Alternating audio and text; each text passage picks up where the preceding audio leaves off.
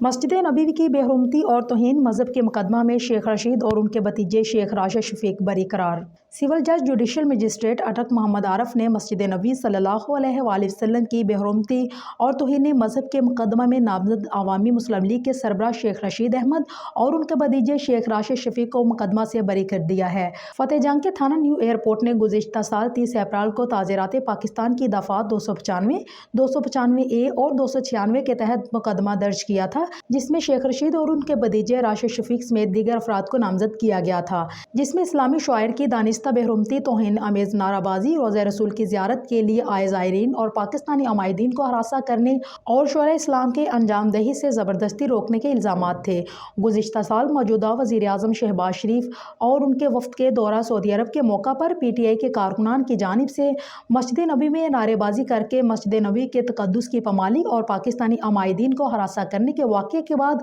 Social media پر video viral ہوئی تھی، جس سے ظاہر ہو رہا تھا کہ اس واقعے کی منصوبہ بندی میں شیخ رشید شامل ہیں، جبکہ ان کے بھتیجے راشد شفیق جو وقوع کے وقت سعودی عرب میں موجود تھے، انہوں نے اپنے موبائل سے سارے واقعے کی ویڈیو بنا کر سوشل میڈیا پر وائرل کی تھی۔ اس مقدمہ میں قبل ازیں شیخ رشید نے مقدمہ کے اخراج کے لیے ہائی کورٹ راولپنڈی بنچ میں پٹیشن دائر کی تھی، تاہم اس دوران تھانہ نیو ایئرپورٹ نے شیخ رشید اور ان کے بھتیجے کو بے گناہ قرار دے دیا تھا، جس پر ہائی کورٹ نے پولیس رپورٹ کی روشنی میں شیخ رشید کی پٹیشن نمٹا دی تھی۔ گزشتہ روز ٹرائل مکمل ہونے کے بعد عدالت نے شیخ رشید اور ان کے بھتیجے کو مقدمہ سے بری کر دیا۔